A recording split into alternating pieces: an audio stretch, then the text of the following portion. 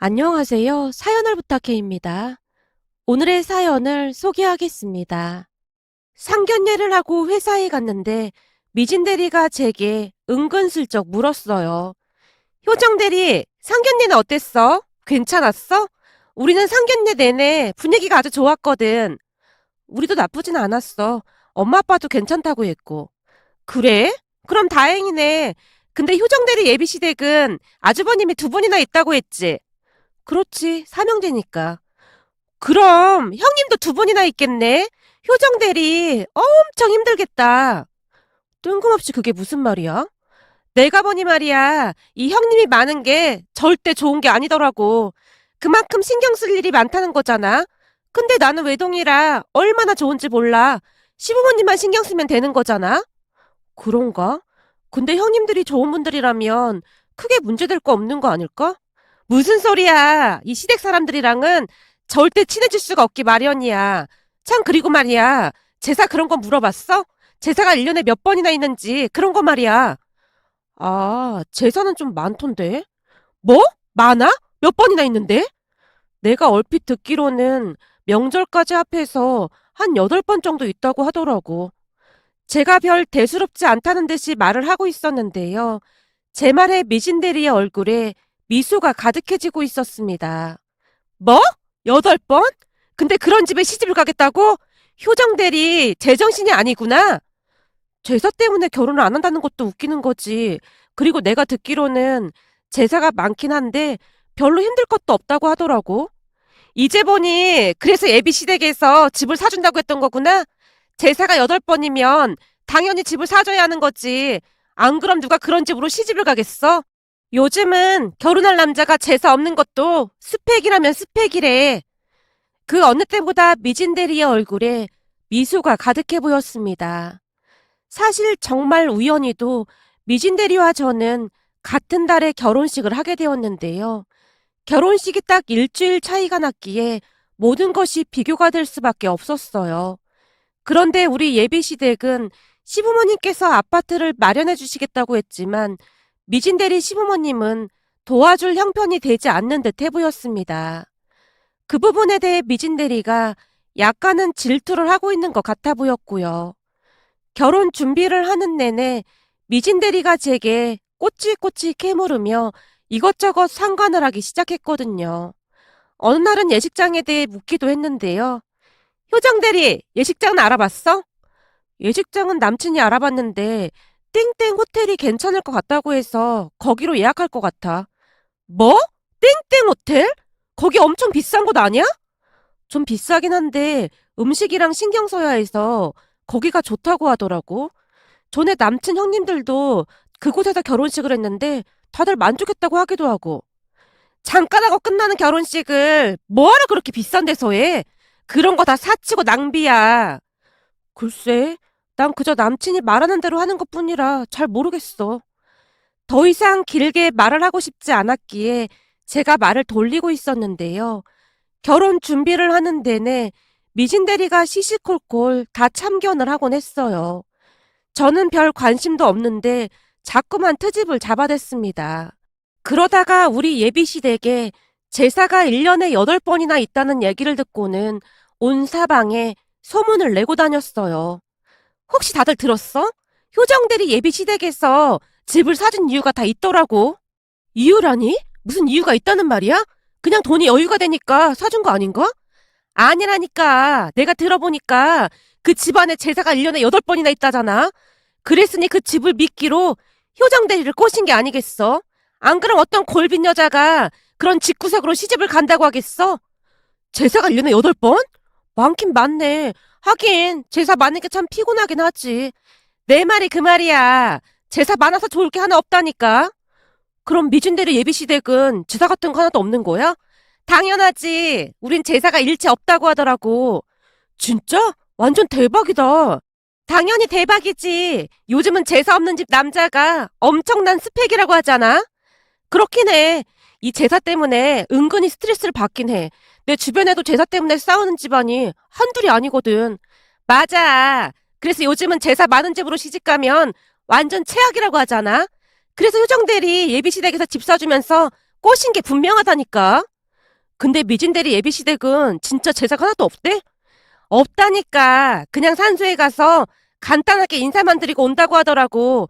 음식도 많이 만들지도 않고 아주 간단하게 준비를 한대. 와, 완전 부럽다. 미진대리 완전 좋겠다. 미진대리가 우쭐한 채 활짝 웃고 있었습니다. 그렇듯 미진대리는 대놓고 제 뒷담화를 하고 다녔어요. 물론 그 모든 이야기들이 고스란히 제 귀에 들어왔고요. 하지만 저는 미진대리의 말을 그다지 신경 쓰지 않았는데요. 제가 만나본 예비 시댁 가족들은 정말 좋은 분들이었거든요. 시부님부터 아주버님과 형님 두 분까지 배려가 몸에 배어있는 분들이라고 해야 할까요? 물론 제사 많다는 것이 조금 걸리긴 했지만 그냥 느낌적으로 크게 걱정할 필요가 없을 것 같다는 생각이 들었습니다. 그렇게 미진대리가 저보다 일주일 먼저 결혼을 했고 일주일 후 제가 결혼을 했습니다. 결혼식을 하고 난 뒤 동료들의 말이 참 많았는데요. 미진대리 결혼식장에 문제가 참 많았습니다. 대부분의 사람들이 식사도 제대로 하지 못한 채 나와야 했으니까요. 식사가 뷔페였는데 대기하는 사람 줄이 너무나 길어서 음식을 가지러 가는 시간에 이미 다들 지쳐 있었거든요. 게다가 음식도 형편이 없다고 말이 많았습니다.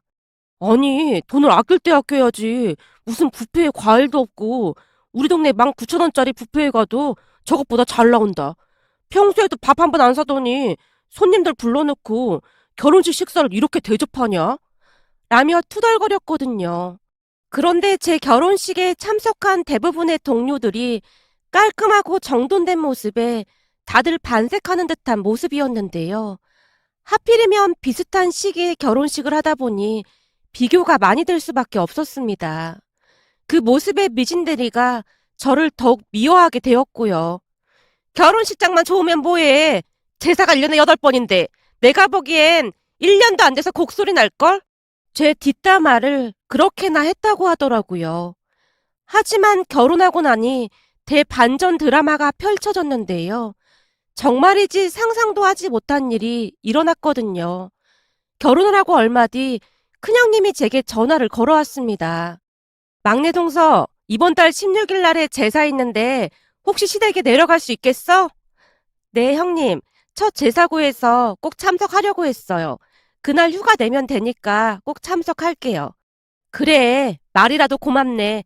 근데 말이야, 제사 때 참석해도 절대 후회는 하지 않을 거야. 네? 그게 무슨 말씀이세요? 암튼 그런 게 있으니까 맘 편히 내려오라고. 네, 알겠습니다. 그럼 그날 뵙겠습니다. 라며 제가 전화를 끊고 있었는데요. 옆에서 가만히 듣고만 있던 미진 대리가 뱁새 눈을 한 채 제게 물었어요. 효정 대리, 누구야? 아, 우리 큰형님. 뭐? 큰형님? 결혼한 지 얼마나 됐다고 벌써 시집살이를 시켜? 내가 가만히 들어보니 제사 얘기하는 것 같더구만. 이번 달 16일에 제사가 있다고 내려올 수 있냐고 하시더라고. 거봐, 내가 뭘 했어. 그 제사가 문제라고 했잖아. 결혼한 지 얼마 되지도 않았는데 제사에 참석하라고 전화는 해대고 휴정대리 앞날이 아주 깜깜하다. 뭘 또 깜깜하기까지 해. 난 아무렇지도 않으니까 신경 쓰지 마. 에이, 아무렇지도 않긴 뭐가 아무렇지도 않아. 괜히 자존심 상해서 그러는 거지? 그러는 거라면 괜찮아. 이미 다 알고 결혼한 건데 뭐. 그러게 내가 제사 많은 집구석이랑은 절대 결혼하면 안 된다고 했잖아. 미진 대리가 아주 신이 난 채 떠들어대고 있었는데요. 제가 보기에 미진 대리는 제가 결혼해서 못 살기만을 바라는 사람 같아 보였습니다. 그렇게 첫 제사에 참석을 하기 위해 시댁으로 내려갔는데요. 내려가서 보니 이미 음식 준비로 한창이었어요. 시댁에는 음식 만드는 것을 도와주는 분이 따로 계셨는데요. 왠지 낯이 익어서 큰형님께 물어보니 오래전부터 시댁 일을 도와주시는 분이라고 했습니다. 동서 결혼식 때도 오셨는데 잘 기억 안 나지? 네, 근데 낯이 좀 있긴 한 것 같아요. 동서 처음 시댁에 인사 왔을 때도 이모님이 음식 도와주셨는걸? 우리 다들 이모님이라고 불러. 아, 네. 사실 이모님이 사연이 참 많은 분이야. 남편이 교통사고로 일찍 세상을 떠나고 난 뒤 자식들을 혼자 키우셨거든. 거기다 지금까지 시어머니까지 챙기면서 그러고 사시잖아. 정말요? 남편이 세상 떠나면 대부분은 시댁이랑 연락 끊기고 그러지 않나요? 나도 잘은 모르는데 이모님, 시어머님이 하루도 쉬지 않고 일하시면서 손주들 뒷바라지를 했다고 하더라고. 그랬으니 이모님도 시어머님을 그렇게나 잘 챙기고 있고 말이야. 가끔 이모님, 시어머님도 우리 집에 와서 같이 식사도 하시고 그래서 우리 모두 얼굴 정도는 다 알고 있거든. 내가 내 입으로 이런 말해서 조금 나쁘끄럽긴 한데 동서 진짜 시집 잘 온 거야. 우리 시부모님 진짜 대단하신 분들이거든. 저 이모님도 사연이 너무 딱해서 어머님의 일을 도와달라고 하시면서 그동안 엄청 많이 도와주셨어. 저 이모님 아들 대학 갈 때 대학 등록금까지 다 챙겨주시고 이래저래 많이 도와주셨어. 암튼 시부모님 두 분 다 진짜 대단하신 분들이야. 나도 항상 많이 배우고 있다니까. 큰형님이 감탄하듯 말을 하고 있었어요. 정말요? 진짜 대단하시네요. 근데 우리도 음식하는 거 도와야 하는 거 아니에요? 내가 우리 어머님 참 대단하시다고 했잖아. 우리 어머님 며느리들한테 막 일 시키고 그러지 않으셔. 시킬 일 있으면 아들들한테 시키시지. 우린 그냥 있다가 상 차릴 때만 조금 도와드리고 제사 지내고 난 뒤 다 같이 모여서 식사만 하면 돼.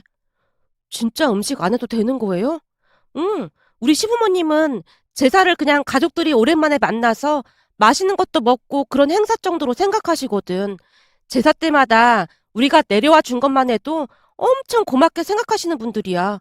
그니까 동서 시집 진짜 잘 왔다 그 말이야. 큰형님이 아주 자세히 설명을 해줬는데요. 시부모님은 정말로 우리에게 어떤 것도 시키지 않았습니다. 다만 제사 음식 나르는 것과 설거지 정도만 도왔다고 해야 할까요? 그런데 집으로 올라가기 전에 시어머님이 우리를 앉혀놓고는 더욱 기가 막힌 말을 했어요. 니들 회사 때문에 다들 바쁠 텐데 이렇게 내려와줘서 고맙다. 이건 여기까지 내려오느라 고생했으니 우리가 주는 차비야. 차비요? 저도 모르게 그 말이 튀어나와 버렸는데요. 시어머님이 우리에게 일일이 봉투를 하나씩 주셨거든요. 그런데 그냥 얼핏 봐도 봉투가 두둑해 보였습니다. 니들 서울에서 여기까지 내려오느라 고생했잖니? 바쁜데 이렇게 참석해줘서 정말 고맙구나. 어머님, 이런 거 안 주셔도 돼요. 제가 음식을 한 것도 아니고 이걸 어떻게 받아요?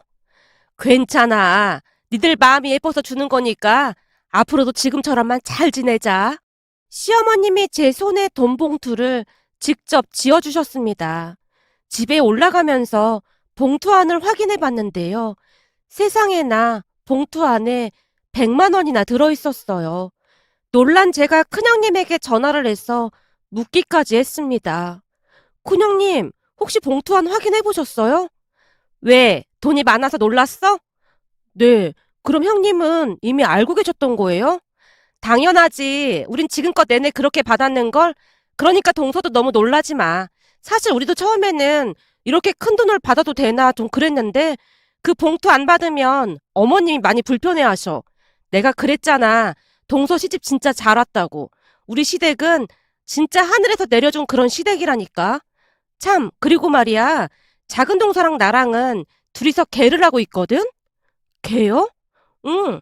사실 어머님이 내려갈 때마다 돈을 주시는데 죄송하기도 하고 그래서 그 돈을 다 저축했다가 집안 대소사에 쓰고 있어. 동서만 괜찮다면 같이 하면 좋겠는데 괜찮을까? 당연하죠. 저는 무조건 찬성입니다. 형님, 사실 결혼 전에 제사가 많은 것 같아서 조금 걱정이 됐었거든요. 근데 그런 생각했던 것 자체가 너무 창피하네요. 괜찮아. 동서만 그런 게 아니라 우리도 다 그랬어. 그럼 동서도 이제부터 우리 개원이 되는 거다. 큰형님이 기쁜 목소리로 묻고 있었습니다. 첫 제사에 다녀오고 난 뒤 마치 다른 세상을 구경하고 온 느낌이었는데요. 제가 알고 있던 그런 제사 문화와는 달라도 너무나 달랐으니까요. 그렇게 다음날 회사에 출근을 했는데 미진 대리가 쏜살같이 쫓아와서는 제게 꼬치꼬치 캐물었어요. 첫 제사 지내고 온 기분이 어때? 완전 힘들었지? 제사 음식 만드는 게 보통 힘든 게 아니라고 하더라고. 아니, 전혀 안 힘들었는데? 에이, 괜시레 민망해서 그런 거라면 안 그래도 돼. 어디 제사 음식 만드는 게 보통 일이야?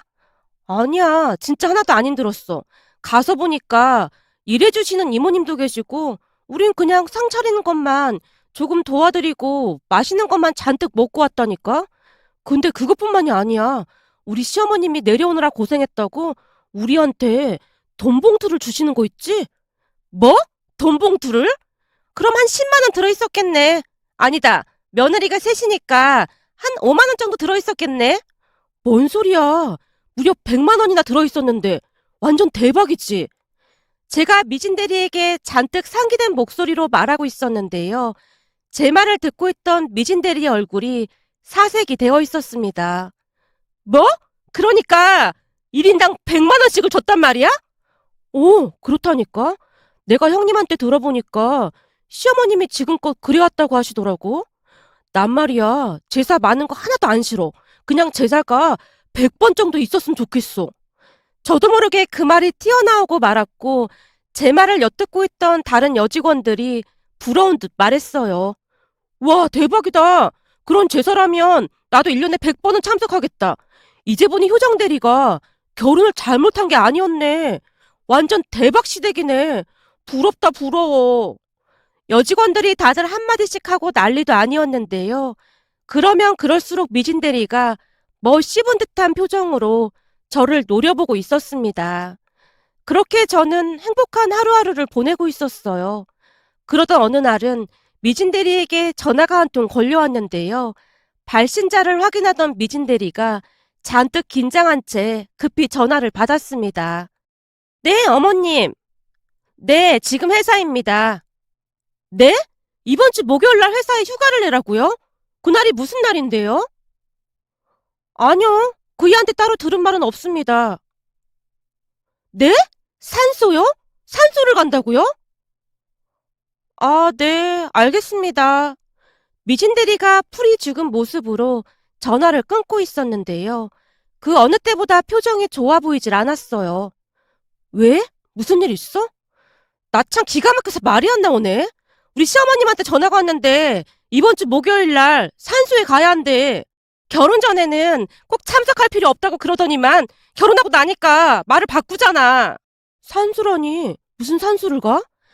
그게 말이야. 내가 우리 시댁에 제사가 없다고 했었잖아. 근데 제사가 없는 대신에 그때마다 산소에 가서 간단하게 인사를 드리고 온다고 하는 거 있지. 결혼 전에는 나한테 제사가 없다고 엄청 강조해서 말했으면서 진짜 웃기는 집구석이라니까. 그래도 제사보다는 산소에 가서 간단하게 지내고 오는 게 낫지 않을까? 미진 대리가 워낙 화가 나 있었기에 제가 위로한답시고 한마디를 했는데요. 미진 대리가 저를 있는 대로 노려보고 있었습니다. 결국 제가 입을 꾹 다물어 버리고 말았고요. 결국 9주 목요일 날 미진 대리가 회사에 휴가를 내고 산소에 갔는데요. 다음날 출근해 보니 직원들이 다들 한마디씩 하고 있었어요. 아니, 이게 무슨 냄새야? 이거 파스 냄새 아니야? 아니, 도대체 파스를 얼마나 붙인 거야? 아주 골이 아프네, 그냥. 직원들의 말은 사실이었는데요. 사무실 안에서 파스 냄새가 진동하고 있었거든요. 우리 모두가 주변을 두리번거리며 코를 움켜잡고 있던 순간 미진 대리가 울상을 지으며 말했어요. 나야, 나. 나 지금 파스로 도배했으니까 조금만 이해해줘. 아니, 파스로 도배를 하다니 무슨 일 있었던 거야? 제가 놀란 채 미진 대리에게 물었고 미진 대리가 기가 막힌 이야기를 해줬습니다. 미진 대리의 말에 의하면 미진 대리 시댁은 제사가 없는 대신 산소에 가서 간단하게 인사만 드리고 온다고 했어요. 거기까지만 들어보면 큰 문제가 없을 것 같아 보였는데요. 문제는 그 산소까지 가는 거리가 엄청 힘든 모양이었습니다. 이건 산소를 가는 게 아니라 산악 행군을 가는 수준이었다고 했으니까요. 미진 대리가 악에 박쳐 소리쳤어요. 아니, 조상님들 산소를 그런데 해놓은 사람들이 어딨어. 이건 산소 찾다가 돌아가시게 생겼다니까. 더 기가 막힌 건 산소 가서 제사 지낼 음식 넣은 배낭을 하나씩 메고 산에 오르는데 미진 대리가 잔뜩 화가 난 표정으로 말을 이어갔는데요. 시어머니가 미진 대리에게 준비해간 배낭을 가지고 와보라고 하더니만 그 가방에다가 음식 중에 제일 무거운 과일들을 마구마구 담더랍니다. 그 모습에 미진대리가 놀란 채 물었다네요. 어머님, 이 무거운 걸 제가 어떻게 들어요? 그럼 이 나이에 내가 맬까? 젊은 네가 메고 가야 할 거 아니야. 내가 지금껏 내내 메고 다녔는데 며느리 들어왔으니까 난 이제 졸업이다. 그럼 그이 가방에 넣어가면 되잖아요. 얘가 큰일 날 소리 하고 있네. 사실 우리가 제사를 안 지내고 제사 때마다 산소를 찾는 이유가 다 있는데 말이야. 그게 아주 유명한 보살님이 그렇게 해야 자손들이 잘 된다고 해서 그런 거야. 그 산소 위치도 그 보살님이 다 정해준 거고 말이야. 그거랑 제가 이 무거운 짐을 짊어지고 가는 거랑 무슨 상관이 있어요? 상관이 있다마다 그 보살님 말로는 산소 갈 때 짊어지고 가는 짐은 무조건 여자들이 짊어지고 가야 한다고 했거든. 그래야 부정타지 않는다고 말이다. 그니까 넌 우리 아들 시킬 생각하지도 마라. 아무리 그래도 그렇지. 운동선수도 이거 메고 산에 오르면 중간에 퍼져요. 얘가 하라는 대로 하면 되지. 무슨 말이 그렇게 많아? 그럼 내가 이거 메고 올라가다가 죽어야 네 속이 편하겠니? 시어머니가 워낙 다그쳤기에 어쩔 수 없이 미진대리가 가방을 들쳐맸다고 하는데요.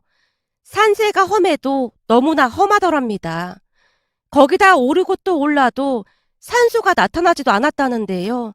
메고 간 배낭이 너무나 무거워서 남편에게 부탁을 하려고 했지만 시어머니가 도끼 눈을 뜨고 노려보고 있어서 말도 못한 채 죽을 둥 살 둥 산소까지 갔다고 하네요. 진짜 미친 집구석이라니까? 여기 내 어깨 좀 봐봐. 완전 시퍼렇지? 진짜 그 보살인 가는 사람 미친 거 아니야? 거기가 어디라고 그런 데다 묘를 쓰냔 말이야. 나 완전 쓰러질 뻔했다니까. 거기다 자고 일어나니까 이 어깨뿐만 아니라 다리도 아프고 허리도 아프고 지금 난리도 아니야. 점심시간에 잠깐 물리치료라도 받고 와야 할 것 같아. 어찌나 파스를 덕지덕지 붙여놨던지 냄새가 코를 찌를 정도였습니다. 그 모습이 참 기가 막히기만 했는데요. 암튼 그 문제로 미진대리는 남편과 대판 싸우고 난리도 아니었습니다. 그러던 어느 날 미진대리가 잔뜩 신경질을 내고 있었어요. 진짜 미쳐도 단단히 미친 집구석이라니까? 아니 이번에는 또 다른 산수에 간다고 내려오라고 하는 거 있지? 와 진짜 미친애 미친 집안이라니까? 그 산소는 더 깊은 산속에 있대. 어떻게 점쟁이 말만 믿고 그따위 짓을 할 수가 있는 거지? 뭐? 또 산수에 간다고? 대체 1년에 몇 번이나 간다는데? 명절까지 포함해서 5번 정도 간다고 하는데 진짜 미치고 팔짝 뛰겠다. 차라리 제사를 지내고 말지. 이게 뭐 하는 짓이냐고. 나 완전 사기 결혼 당했다니까. 그러게. 우린 제사는 많지만 하나도 힘들지가 않거든. 차라리 우리 시댁처럼 제사를 지내는 게 더 낫겠다. 힘들어서 어쩌냐? 효정씨 시댁은 아직도 잘해주나 보네. 잘해주다 뿐이겠어. 이번에는 시어머님이 임금 인상도 해주셨는걸? 뭐? 임금 인상을 해주다니? 그게 무슨 말이야? 말 그대로야. 요즘 물가가 엄청 올랐다고 인플레이션 반영해서 20% 인상해서 주신다고 했대. 우리 시댁에서 일 도와주시는 이모님 월급도 인상됐다고 하시면서 말이야. 뭐? 20% 인상되면 그게 얼마야? 120만 원이지. 완전 대박이지? 그리고 이번에 시부모님이 제사가 너무 많다고 합쳐서 반으로 줄인다고 했다나 봐. 근데 형님들이 반대하고 난리도 아니야. 내가 봐도 반대할 만 하더라고. 시댁 가면 엄청 재미있긴 하거든. 제가 말을 하면 할수록 미진대리의 얼굴이 울상이 되어갔습니다. 그리고 곧 명절을 앞두고 다시 산악 행군을 할 생각에 죽상을 하고 있더라고요. 남편도 참 생각이 없는 사람으로 그동안 자기네 엄마는 아무 말도 안 하고 다 했는데 넌 왜 그렇게 말이 많냐면서 오히려 미진대리를 나무라더랍니다. 그 바람에 이혼 이야기까지 나오고 있다는데요. 이러지도 못하고 저러지도 못하고 내내 한숨만 쉬고 있답니다. 그 모습을 보며 사람이 항상 말조심을 해야 한다는 것을 다시 한번 깨닫게 되었답니다. 사연을 부탁해를 애청해주시는 구독자 여러분께 감사드리며 추석 명절을 맞이하여 명절 인사드립니다. 더도 말고 덜도 말고 한가위만 같아라라는 말처럼 구독자 여러분 모두 모두 행복하시고 건강하시길 간절히 바라겠습니다. 또한 차를 가지고 고향을 방문하시는 분들께서는 꼭 안전운전 하시길 바랍니다. 항상 사연을 부탁해를 사랑해주시고 아껴주셔서 다시 한번 감사드리며 앞으로도 최선을 다하는 사연을 부탁해가 되도록 노력하겠습니다. 행복한 추석 명절 보내세요. 고맙습니다.